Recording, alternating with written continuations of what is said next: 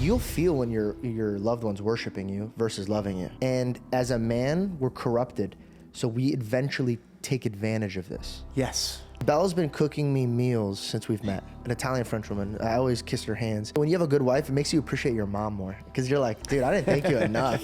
Every time she puts a meal in front of me, I take a moment, I look in her eyes, and I say, hey, thank you for this meal. Because eventually, if I just stop saying no thank yous anymore, then eventually that man grows into, yo, where's my meal, dog? Where's my meal? Should be here. Why isn't it here? Oh, you're cooking me this again? I had this.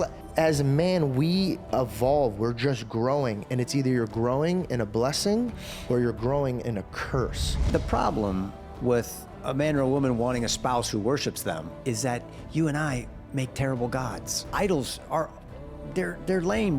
They can't do anything. They're posers. They have this complex where they're desperately they want to be worshiped to make them feel like they're important and they're in control, and it never works. We have the ultimate example of a marriage that's going to last forever, and that's the marriage of Christ and his bride. Right, yeah.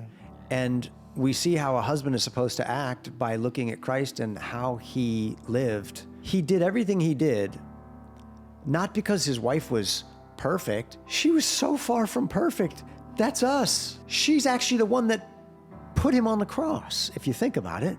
It's the bride of Christ, it's the church, it's you and me whose sin actually nailed him to the cross. So he didn't show up for some picture-perfect bride. He showed up and said, I'm gonna take all of her sin and I'm gonna wrap my arms around all of it and I'm gonna take responsibility for it and lay down my life for her.